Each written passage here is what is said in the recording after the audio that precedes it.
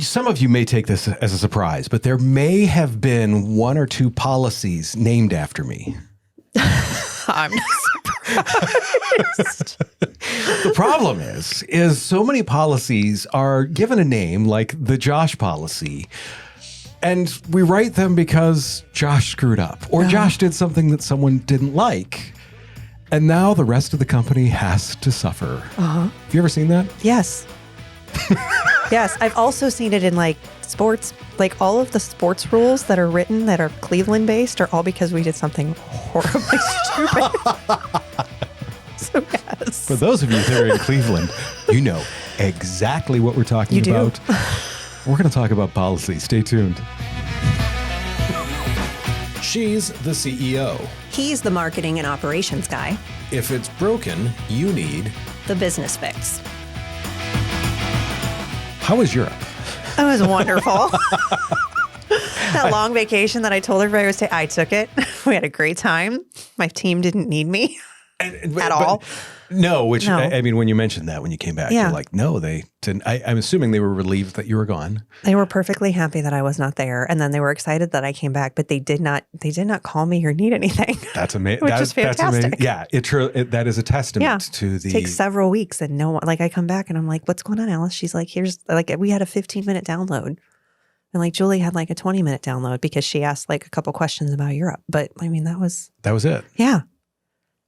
So how was Europe? I mean, it was a good vacation? It was a good vacation. We had a great time. I think that at one point in time, I texted my husband, who was not with me because I was with our kids and he was doing something else. And I'm like, I never have to do this for this long with our children ever again. He's like, good, me either. So we love our kids. We have a great time, but like maybe 1 week at a time. Maybe 1 week, maybe like 4 days. Maybe we don't ever need to take them to Europe. Like they can take us to Europe, but like we just kept saying like, when they would ask about things, I'm like, did you pay for the trip?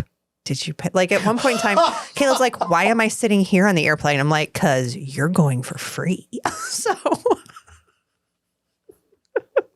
you don't get to be bougie. You have no budget. Right, right. Go out, mow some lawns and come back and we'll talk about it. Correct. So he's just saying like, how can I fly first class? And I'm like, well, first of all, none of us flew first class, but go get a job. Okay. Right. So he's like, Dad, can you teach me how to trade? Because of course, I right. went to a day trader. And so he's like, no, not yet. 14-year-old, no, you cannot learn how to trade. No, that sounds like a bad idea. Yeah, doesn't it? Yeah. My kid who can hack his school system. Right. Yeah, no, he doesn't need to know how to trade yet. No, he definitely does not. What have you been up to? I mean, you had a giant round, you crossed state lines and, lots of them. And country lines. Yeah. A friend of mine and I, we rode around Lake Erie, which is a cool trip. I talked with a lot of people about it. And we did it on the motorcycles, separate motorcycles. Nice. Not a bicycle built for two. No. But yeah, no, it was interesting because I posted about it online in a motorcycle group and they're like, man, that had to be a great couple of days. And I'm like, no, it was 720 miles. I literally pulled out of the driveway at 5 o'clock on the dot and I pulled in the driveway at 9:45 p.m. And the next day, I was completely useless. It was a great adventure. Plenty of great stories from it. We like the 401 across Canada is flatter than this table.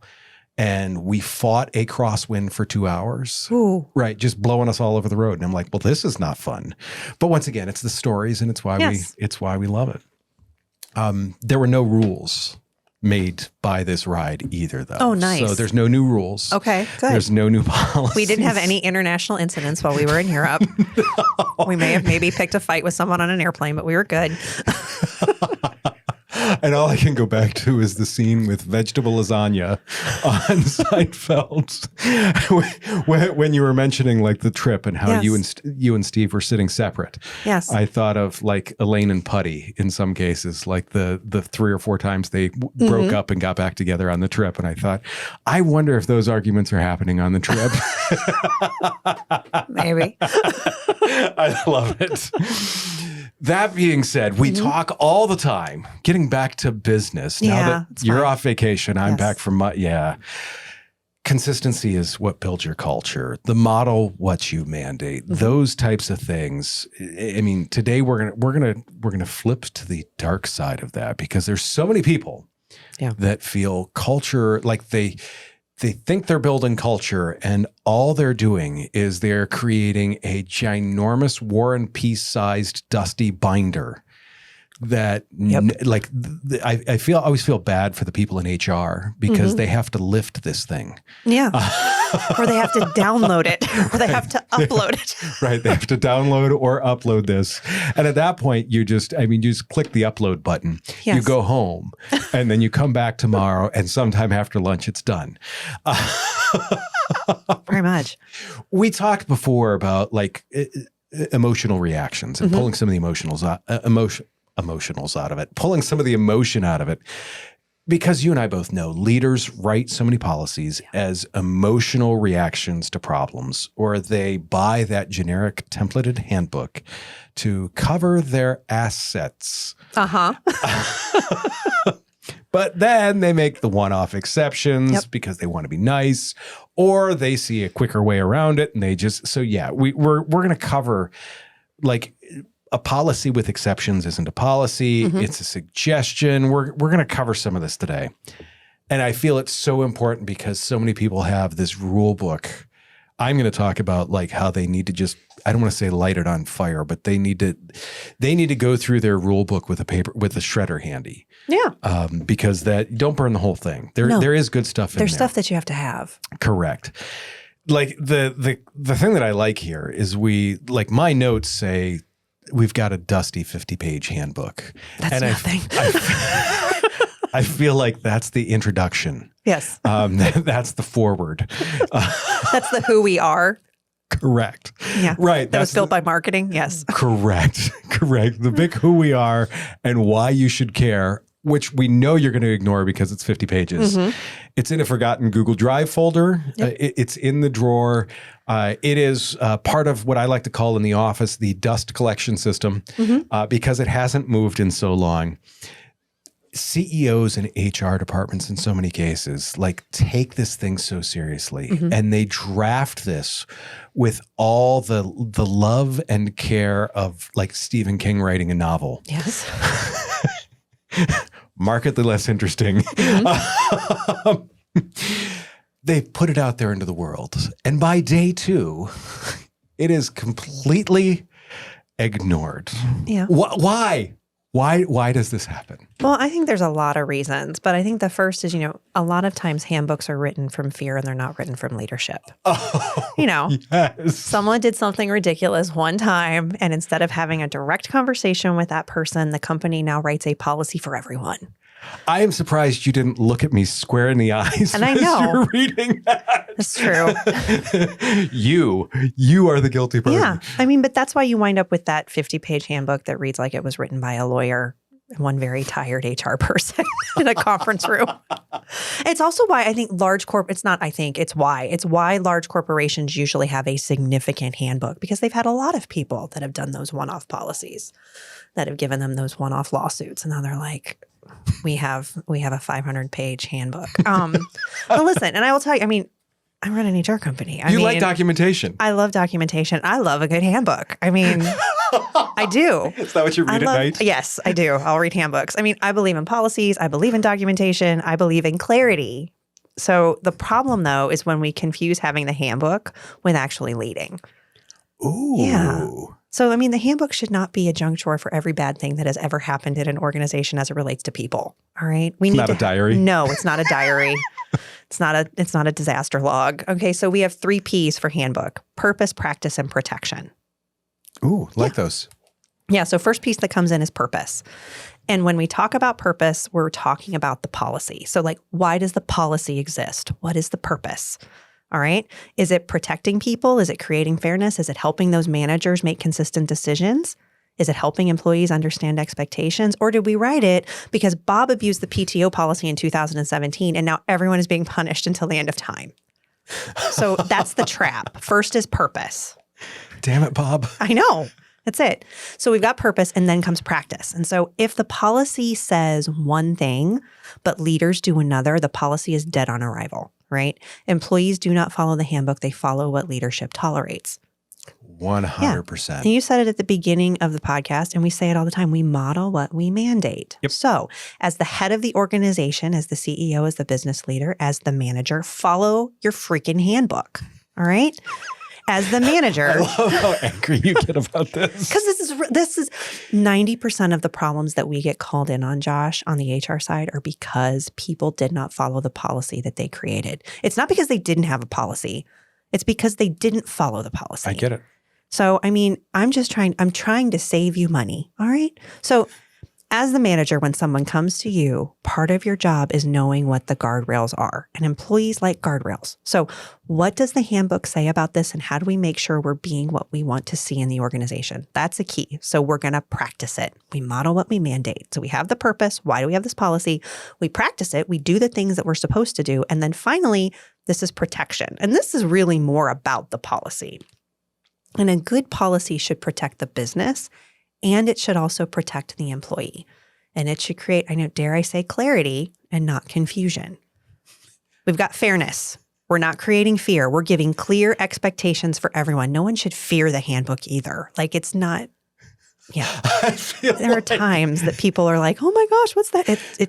When the handbook comes, when they see the handbook come out, you hear you feel the room darken. Yes. And then you hear the ominous music start to play in the background. Well, it is. And I think the problem with these giant handbooks especially is that employees don't see them as helpful. No. They experience them as something they signed once during their onboarding and never saw again until someone gets in trouble. So like when you see the handbook, you're like, oh, this is bad. So, and if the only time people hear about a policy is when it's being used against them, don't be shocked when they don't trust it. Mm-mm. When they're like, oh, I don't want to talk about the handbook. I'm not going to do that. I know I don't trust things if I don't hear about them regularly. So policy should be living tools, not dusty documents. And, if your handbook only comes out when someone is in trouble, it's not culture, it's evidence. Oh, it's funny. Like the handbook thing is, I have this visual in my head of it being kind of like you said, being used as a weapon. Yeah. And it's literally the cartoon that comes up in my head is someone getting walloped upside the head with a handbook instead of a phone book. Yeah. It's the anvil that we're throwing at people. Yes. Someone just they grab onto it with both hands and just swing. Yeah. It's just not the right way to go. No. We talked in the Nice Leader Trap about how dangerous it is to want to be liked. Yes. The good old Michael Scott syndrome. I just want them to love me. I want everyone to be afraid of how much they love me. No. How does a leader's habit of making the, just this once exception to the HR policy, how does that completely rot the team's sense of psychological safety, fairness? We've shot consistency at this point. Yeah. So it's where the nice leader becomes dangerous, because just this once almost never stays just once, ever. And leaders do this with good intentions because we want to be kind. They want to be flexible. They want to help someone out. I just feel bad for this person. But if the exception is not thoughtful, documented, and available under the same criteria to others, it's going to start to feel like favoritism. And it starts to feel like favoritism because it is. And that's an inequity tax. So if your team starts asking, why did they get that exception? Why was I told no? And then there's the other one, why does this rule apply to me but not them? Heaven help you if you're making those exceptions for the brilliant jerk. You might as well just, pave the way for everybody to leave you. And we've unlocked the door for you. It's ready. Just run. And once employees believe that the rules are subjective, psychological safety is going to start to crack. And so, again, as a definition, psychological safety means people understand what to expect. It doesn't mean that there are no rules. It means that rules are fair, they're predictable, and again, they're applied consistently. And so we have the ability to speak up in an organization when we have an issue arise, or even when we don't think the rules are being applied evenly. So let's go back to purpose, practice, and protection, right? If the purpose of the policy is fairness, but the practice is favoritism, the protection disappears. Yes. Yeah. So that's where your high performers and your quiet superstars are going to start quietly checking out, not because they need everything to be perfect, but because they can see the inconsistency. Reliable people hate inconsistent leadership. You know what I'm going to say. Yep, go ahead. If I'm walking into a shitstorm, I want to know which way the wind's blowing. Yes. If I have no idea which way the wind's blowing, I am leaving the shitstorm. Yes. And nothing makes a strong employee lose trust faster than watching leadership bend the rules for a favorite, a star performer, or the person they're afraid to confront, right?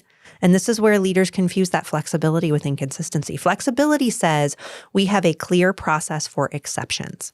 Inconsistency says, well, it depends on who you ask, what mood I'm in, and whether I want to deal with conflict today or not, right? Those are not the same thing. If you don't like the answer mom gives, go ask dad. Go ask dad. And I will tell you this, if you want, as a manager, if you want to be liked so badly that you stop enforcing standards, you're not being kind, you're creating confusion. So get over yourself, all right?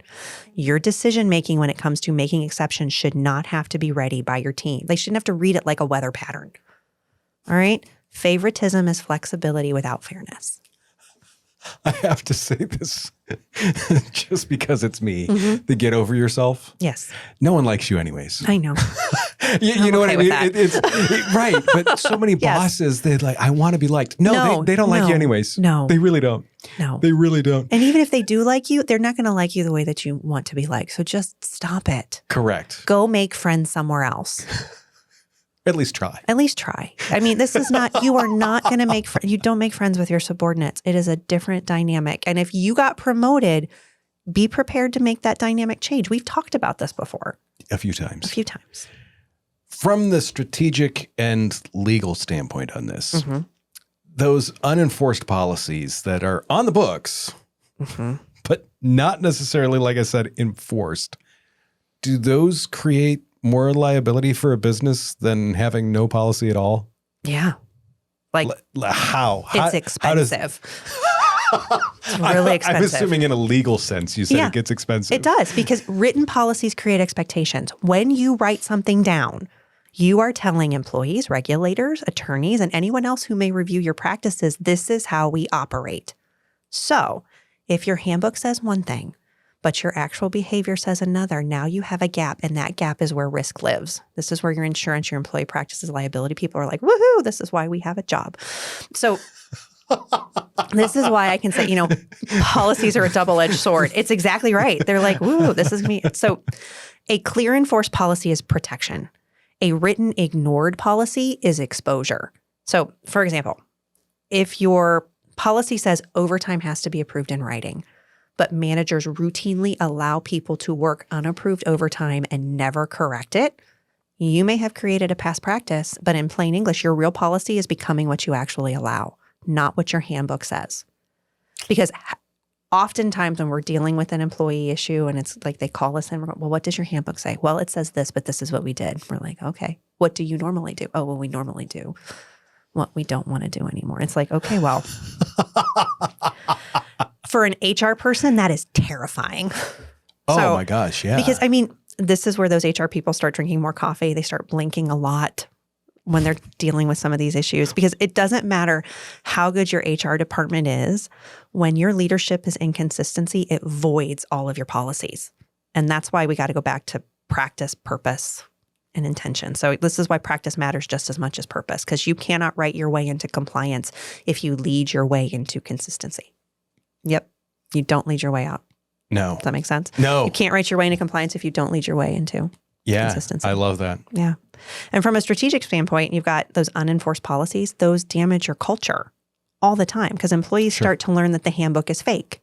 The rules are negotiable. Oh, well, there's that document, but we never follow it. I signed it, but does it really matter? Because we don't follow the PTO plan. We don't follow the overtime rules. We don't follow the exceptions for, we have a no shorts policy, but, Janet wears like shorts all the time. Like what we're supposed to wear closed-toed shoes, but, Bob wears flip-flops. I mean, so the handbook becomes the doorstop. It's not something that we're actually using, and that's bad for morale.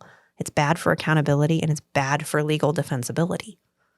That's the one that I think is going to shock a lot of people, is that the same book that you think is covering your butt can be the thing that exposes your butt. Well, it absolutely can. So before you add another policy, because I know that's the other part is you're like, oh crap, I just need to add some more policies and everything will be better. No.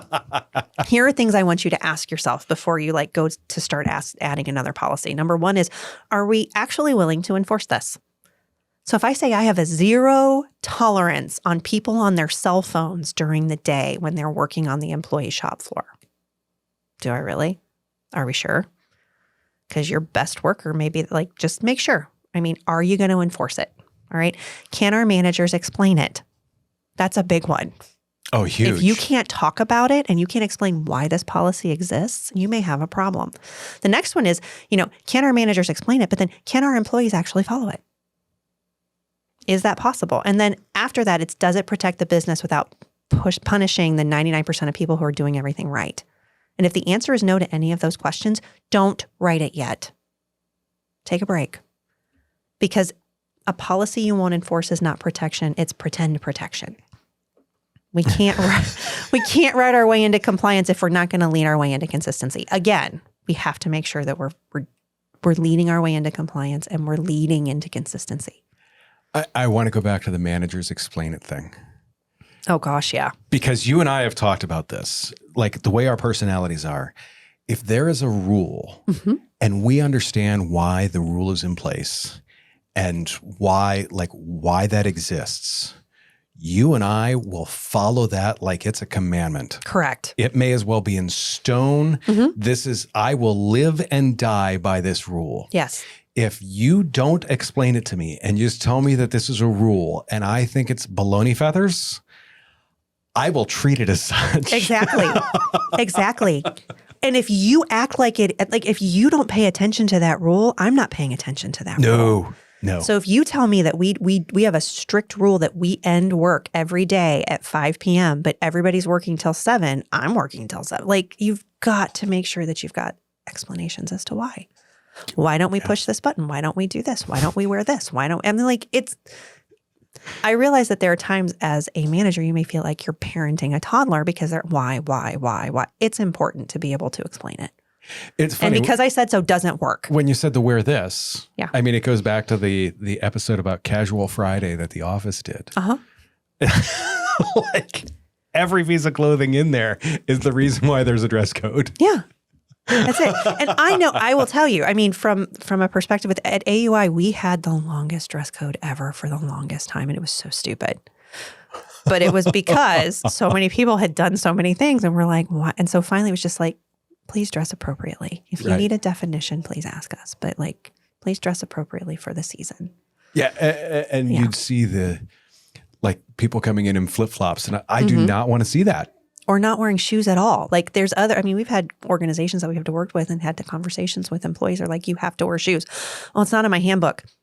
You have to wear shoes just in general from a health and safety perspective. I understand that you may not think you need to wear shoes, but I'm telling you that different states and in the union mandate that you wear shoes to work. You have to wear shoes. Thank you. So yeah. So Josh, I know you hate operational bloat. Yes. You love lean machines. So Yep. how do we operationalize this? How does a leader audit their existing rules, prune the dead ones, and build accountability in a system that actually sticks without micromanaging people or going insane themselves? Well, the insanity part, I've got bad news. You're kind of late. Fair. You are a little bit late, probably 30 years late. I mean, on that. as you're going to take a weed eater to somebody's handbook. What are you going to do with it? 100%. So to me, get out the pruners, get out the big pruners. To me, one of the things that I like, so many people, they have a tough time differentiating between what's an SOP and what's a rule. Yes. Oh, you're so right. Because they think they're kind of interchangeable, and they're very much not. The SOP is like how we get it done. The rules are just do this or you're outside of the boundaries. Yes. Very different things. The thing that so many people fall into is what I like to call the cop trap. Oh, yes. People rely on the rule book to create culture and dictate behavior. And you force managers to act like cops and treat every employee like a suspect the whole time. Oh, gosh, yeah. Like they walk around, like I've worked at places where they're walking around trying to catch you doing something wrong. Yes. Or a referee with a whistle. Yes. Here's your red card. I'm one of your top salesmen. Why are you concerned? Like, why are you looking to make sure that my phone stats are up to par? I'm your, I'm hitting the numbers. I'm far exceeding the bell curve. I'm way over here on the right-hand side of this. Like, why are you concerned that my phone time is just a little bit less than some others? I'm efficient. Right. I mean, when you have that, you have zero psychological safety. No one is going to come to you about anything because you're the cop. I mean, unless you're in stranger danger. Yeah. No one's coming to you. No. I mean, in so many cases, I have been in companies where you walk around and you can tell the culture is snitches get stitches. I've seen those organizations too. I've seen this. So to me, it's looking at SOPs as enablement rather than rules for enforcement. So that's the first thing. And you have to make that differentiation there to say this is an SOP or this is a rule or policy. Yeah. The SOPs are designed to enable the team to succeed, show them the runway. A rule, by definition, is designed to catch them failing. The rule that I want to talk about here is speed limits. Everyone, in many cases, like when you're driving, there's people that I pass on the freeway that are doing 50 miles an hour, and they are not safe drivers, even at 50 miles an hour. Yeah. There is times where I have done maybe slightly more than the posted speed limit, and I am still very safe. Once again, that is a rule instead of the hey, look, we could probably have an SOP for this. You're talking about somebody who just came from the Autobahn. I'm totally let's talk about speed limits. Right. Exactly. I only ride like that sometimes. So to me, an SOP is the map while the rule is barricades. So the SOP is going to provide the how-to that's going to give your team that confidence to execute things and give them the ability to do it with speed and precision. It's that clear runway. It is the guardrails. It is not the speed limit. It is not the helicopter overhead. It is not a cop every 50 feet. It is guardrails saying, here's the lane that we need to stay in. A rule in so many cases, and I know you've seen this, is the reactive fix.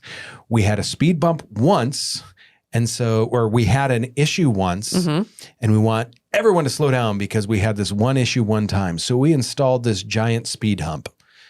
And if you don't know what speed humps are, you need to look them up on YouTube because they are hilarious to see cars going down streets at 50 miles an hour, hitting a speed hump and going over them like the Dukes of Hazzard. Yep. Don't do that to your employees. Don't take the guy that's got his brand new Corvette that's just going to drive down the street. He may be going a little fast. Don't make him jump his Corvette. No, and you've got to tell them why if you're going to do anything. 100%. Don't secretly do it. Don't put up enough signs. Give people some warnings. With that, when you rely too heavily on the rules, the thing that I always like to see with this is you turn the workplace into an obstacle course where everyone's walking around. I mean, what was was it Wipeout? What was that show? Yes. Wipeout. Yes. I mean, you've turned your process into Wipeout where they're just trying to avoid the spinny thing that's going to knock them into the water instead of making it a smooth runway where they're like, hey, if I just took 2 steps over here, I'm able to do this. But they've got to have the guidelines to be able to do that. To build that high performance culture, you have to stop policing behavior and start enabling, convert those restrictive thou shalt not into clear and empowering here's how. Yes. Once again, here, and give that here's how limits, but it's a here's how. It's here's the direction we'd like to go. With that, you're going to get that movement in unison is what I like to call it. Is when you build a culture where everyone's moving in unison, there's this clear, logical, there's these shared SOPs. Everyone knows what they are. It's not a bunch of rules. It's not the police. It's definitely not the police. The example I like to give about this too is I played soccer 30 years ago. World Cup just ended recently. And like the number of, like, if you watch soccer and the premise of soccer, ball in goal, Yes. no hands except for the dude. Yes. That's It's really soccer. simple. Correct. Look at all the rules now. Oh my gosh. Right. Yes. This is, and this isn't, and this is. And whoa. Put ball in goal, no hands except for the dude. Yeah. And half the time they don't even know what the rules are. Correct. Unknown, unwritten. We just made that up rule. I'm like, what? I mean, the rule book should not be that thick, but it is. No. Put ball in goal, no hands except for the dude. That is your SOP. Yes. That is how that happens. And once again, as you do that, you'll see the teams start to work together towards that instead of it just being the one dude that is trying to do the one thing. Having a good culture around this prevents the issues. And it I guess I don't want to say it polices it, but it prevents those issues because everyone's moving in the same direction. Yes. If you've just got a bunch of rules, people are going to do what they can to work around that. Yeah. I was, as a teenager, I was supposed to be off the phone at 10 o'clock. Ask my parents how that worked. Right. Fair. I mean, people are going to find ways around it. So if you get them to move in unison, Yes. now you've got something that's going to work other than like I was a handful. Like trying to police me was not an easy job. The fact that my parents are 81 and still have any sanity left is just a tribute to their resiliency. Yeah, I would say so. Right. We've only worked together for a couple of years and I'm wearing on yours. Yeah, I was a joy. I did all the things I was supposed to do all the time. I was that kid. So Right. Yeah. No, I may not have been. So to me, I never got in trouble. I got in mischief. A lot of mischief. A lot of mischief.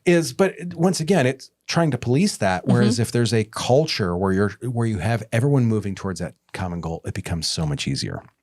So now, how do we decide between the rule and the SOP? Yeah. First one, you touched on this. Is this actually procedural? Is this a procedural runway that enables velocity? Or is this just a restrictive speed bump? Is this just hey, we need to narrow this down through this funnel? Is this an administrative constraint? I mean, do you need to once again, do you need to hire more cops for this? Yeah, it's purpose. Yeah. Right. Like if you need to hire more cops for it, then it's probably not procedural. It's a rule. Yeah. If it will work within the flow of things, if it works to contribute to the flow of things, then it's an SOP. No sandals is not an SOP. No. That's a rule. Right. The fact that we said that in unison just shows that culturally we think alike, Chrissy. And again, you must wear shoes to work. I'm just going to keep harping on that. The other thing is do we know why this rule's here? I call this, and once again, we're picking on Bob, the Bob test. I love this. Bob didn't do the thing 3 times, so we made it a rule. This does not work because once again, you now have to police this. Making it a company-wide rule because one person failed to execute is the laziest kind of leadership. And you're like, I'm taking control of the situation. No, you're giving control of the situation to the handbook. Yeah. Handbooks don't control things. No. They're guardrails.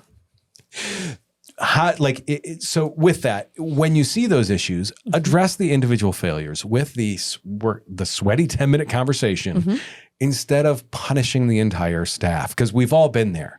We've all been in that meeting where we're like, great, we've got a new policy because Bob did the thing. We've all sat through those meetings.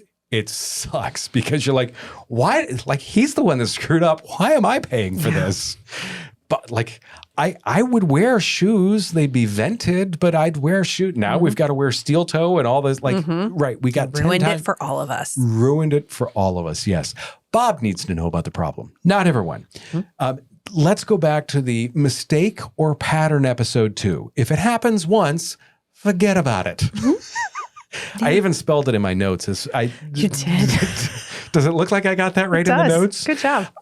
If it's a procedural reason, if it's something that fits with procedure, if it's broader reaching, then yes, it's probably there. Yeah. The last one. Does this have a measurable downstream value other than I don't have to look at Bob's feet? I mean, some people might say that's enough, but Right. I understand where you're going. Right. As I said that, the look of I'm going to throw up on your face was pretty good there. Every step in an SOP policy has to have, like in an SOP, it has to have that measurable downstream value. Yes. If it doesn't, then why is it there? I mean, this is one of the first things, and this is when you can go through and just start tearing pages out of the book. If it doesn't offer downstream value, get rid of it. Mm-hmm. And suddenly your manual can go from like something that people can look at. Like before this, it was probably the TLDR. Mm-hmm. Like, Yeah. I'm going to sign this. I haven't the foggiest idea what's in here. Too long, didn't read. Sign. I mean, come on, you send the onboarding and they sign it all back and you get it in less than 15 minutes. They never read the handbook. No one's ever read it. Create a quiz. You have. Create a sign in the middle of the handbook that says, if you come back to me with this, I'm going to give you a candy bar. Like, I mean, there's a reason why college professors hide information in their syllabi. Oh, yeah. Yeah. So they want you to read it. The candy bar thing. I'm going to look for that next time. If you give me something to read, I fully expect it to have that in there. The other thing is too, and this is our favorite explanation for everything. Mm-hmm. We've always done it this way. Oh, yeah. Once again, I feel like this is the episode where I'm going to make Chrissy throw up. Here's the other piece to that is the zero expectations versus standard adaptation. You talked a lot about this, Chrissy, on the, like, just this once is never once. It never it's is. not. And I laughed really when you said that because we both know I've made exceptions and I'm like, well, we'll do this once Yes. a week forever. I mean, it's human nature. I mean, we do it like we do it in our relationships, our personal relationships. We do it with our kids. We do it with our pets. Like, oh, it's just fine. They'll just sleep in our bed one time. Yeah, no. Yeah, no, get it. totally get it. That as soon as you say that, it's done. As soon as you say it's just once, you've given everyone. You have to say this applies to everyone. Yes. All the time. As soon as you do that, the small deviations in your SOPs work the same way as those policies. Yes. If you let it deviate, guess what? You are actively training your team that the rules are optional. Mm-hmm. I feel like we're in whose line is it anyways? Yeah. Where the rules don't matter and the points don't matter. There's right. I can't remember it, but it was good. Yes. It's that very short leap from skipping a CRM entry into ignoring safety standards or HR policies. Yeah. Once again, it's the gateway drug. Yeah. And they're like, oh, is it really that big of a slippery slope? Yes, it is. Yes, it is. Sorry, you can call me the fun sucker, but yes. Don't do it. Just this once is the gateway drug. And I'm old enough to remember this is your brain on drugs ad. The other thing that sometimes we get is we will get a client that wants us to bend our process. Yeah. And this is a big thing. And this is something that so many companies don't address because they're like, oh, we'd love to have a new client. Are they actually the right client? And this is a huge thing that you have to ask. If they are a strategic fit, but like require a custom route, this is not an oral communication. This is not oral instructions. This is not, well, we changed this for this customer. We use what I like to call copy paste change. I cannot do the alliteration the way you can. I'm going to leave that to you. For podcast hosts, for like every podcast that comes into the studio, there's always something that's a slight bit different. Always, because that's 90% of them are the same. But there's that one or two instructions that are different. We duplicate those SOPs.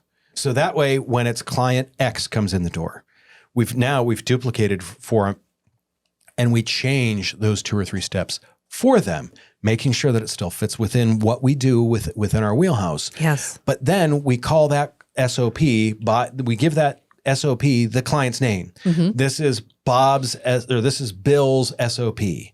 That way, there's still an SOP for it. It's not, hey, we're going to ignore it for these people. We've rewritten it for someone else. Yeah. Now, granted, 90% of it was the exact same stuff, and that's why we just copied and pasted the new SOP. Yes. But this client has their own SOP. Once again, it gets filed in the active library with everything else. So you can see it and you know it. This is the steps that so many people miss. It's not a shadow workflow. No. Well, and this is a step that they may copy and paste, but then they don't put it with the rest of the stuff. No. And then it's like, oh, well, this person knows exactly what to do. That's how you get a brilliant jerk by unintentionally, because they know what all of the extras are. Correct. It's hanging on the wall. Yep. Next to the machine instead of with the rest of the things. Exactly. Put it with the rest of the things. Mm-hmm. If you forget that step, you've destroyed all of this because you're no longer consistent. You have to be the consistent with it. With this, star performers, you talked about them. Yeah. What do you do when your biggest, best, highest revenue producer refuses to log their activity in the CRM or follow up on the SOP? Oh gosh, that's favoritism trapped with a spotlight, right? So, I mean, Because it's your most visible person well, doing it. it is. Because in the minute you let your highest producer ignore the rules because they bring in the revenue, the whole team is going to learn that values have a price tag. Rules matter. Oh, Yeah. yeah. I like that. So rules matter even when there's a star. So, and I get it when leaders, they're scared to do this. Like, well, if I push them, they'll leave. And I tell you, if your business is held hostage by one person refusing to follow the rules, the problem's already bigger than the CRM issue that you have, right? So, I mean, and from the HR seat, it becomes a fairness issue. From the CEO seat, it becomes a culture issue because everyone is watching you with this person. And if you don't do this right, Yes. you have destroyed anything you have built. Yeah. And so, I mean, the question's really simple. Is the policy actually necessary? Sure. Right? And if the CRM entry or the handoff of the SOP protects the next person, the client experience, reporting, accountability, then yeah, it's absolutely necessary. So this is, again, purpose, practice, protection. Purpose, the rule exists because, the work impacts other people. Practice, everyone follows it, including the star. And protection is the team is protected from one person's ego or exception. So, if they're truly brilliant, they can follow your process. And if they refuse, I mean, they're not brilliant. They're becoming a risk. You said that as such a smart ass. I did. If they're truly brilliant, they're smart enough to follow the process. Bob. I mean, do you think, these are conversations that I think our Clarity team has daily with organizations. Yeah, I've had these conversations with managers before too, where it's literally, it's like, you can't, I know they make your day easier. Yes. But they're actually making it harder because downstream, you're doing 10 times the other work. Yeah. They just do it with a smile. Yeah. So what about you? What do you do? I mean, I was a smart aleck, but what I mean, coach, correct, cut. Yeah. I mean, really, if you tolerate the brilliant jerk, like breaking that workflow standard, once again, it's no different. If someone breaks it, it's broken for everyone. Yes. This is glass. It takes forever to fix it. Correct. This is glass. This is not like, well, it's just broken for them. No, it's broken for everyone. Everybody. Just totally one of those things. One thing that I find interesting is like the handbooks as culture or handbooks as legal shields. I mean, yeah, building a human first culture, can you do that with a handbook written by corporate lawyers? And to me, it's the documents and rules don't create culture. No. Like documents can support a culture and they can give you reference to what things should be, but action on those things is what actually creates the culture. Culture is the result of how you implement things, not what's written in your handbook. Yeah, I completely agree with you. I mean, a handbook doesn't create culture, but it absolutely reveals what leadership is willing to enforce. Right? Oh, yes. I mean, we can't build culture with a handbook alone. I think the problem, too, is when handbooks sound nothing like the company, right? Have you ever gotten a warning by a cop and slowed down? I mean, for 5 minutes. They're still watching me. I mean, I'm married to her. Right. But you get what I'm saying there. Yeah. Is if they let you off with a warning, you're like, okay, I'm okay. I mean, you're not going to speed away, but you're like, I'm good. But if you get a ticket, if there's actual consequences to it, you slow down for at least a month. You do. Maybe. I mean, maybe. Most of the, I mean, you might make a decision. I will tell you too, when your handbook reads like a hostage note from corporate legal, nobody wants to follow it. No. I mean, there's disconnect there. If it's written in legalese, yes, no one can read it. No, it needs to be something that you can understand. Now, I am also not telling you to throw out your legal review. Like we're not treating our handbook like jazz and it's always improvisational. No, I did not say that. That is not the message. It's not like whose line is it anyways? No, policies, they have to be legally sound, but they have to be understandable. They have to be human readable. Yes. Right? To the average person, not the person that, unless you've got a team, unless you're a law firm and it's all written for a lawyer, fine. But most of us are not law firms. So it has to be written so the average person can understand it. Your average worker, their average level of education, you've got to make sure it's able. And Right. two, If you employ a bunch of lawyers, then fine. that's fine. But most of us don't. So, a handbook should do three things. It should explain expectations, it should create consistency, and it should reflect the company's values. That's it. Simple. Yes. Key takeaways from the day. For me, the first one, run the why the hell do we have this rule? Clean up. Just take an hour on Friday. Delete 3 useless policies or outdated SOPs and let your team know. Don't just delete them. Let your team know. Yes. And that's why I was saying, and tell the team what changed and why. Okay. It's not just Because if the you don't what. say why, Chrissy and I are going to ignore it. Exactly. Well, silent cleanup is still invisible leadership. Nobody's going to pay attention if you don't tell them. This is the other one. Look in the mirror, damn it. Yes. Not to be like, oh, I'm so pretty. If your team is chronically bypassing a rule, guess what? It's probably because you are. Yeah. 9 times out of 10, that is the thing. If you bypass something, the team will too. Yeah. You did it. And so we standardize the exception before we approve it. Oh, Right? yes. Yeah. Because an exception without criteria is favoritism waiting to happen. I need a pillow. This is another pillow. I seriously, we are going to have to come out with the Business Fix merch is Yes. going to be pillows and t-shirts that have Chrissyisms on them. That's fine with me. To me is stop the panic policy cycle. The next time someone makes a mistake, do not write a company-wide policy. Have a talk with that person. Have a talk with the offender. Yes. Agreed with you. I was going to say correct the person before you punish the population. So I think we were in absolute agreement on that last one. Don't make 99 good employees live under one policy written for one bad decision. Don't send Gen Pop to solitaire. Yes. To solitary. Yes. Because you had one person do a screw up. Oh. With all that, this has been a big one. Yeah. There's I think people have a lot of homework to do. They do. I do too, because this is one of those things where as I was going through stuff, as we're writing this episode, I'm like, oh yeah, there's that one. Yeah. We just reviewed all of our stuff right now. I'm like, I'm so glad we did that. So you can come in this with a clean conscience. I feel good about ourselves right now. We're recording this episode in the evening, and I just realized I have a very late night ahead of me.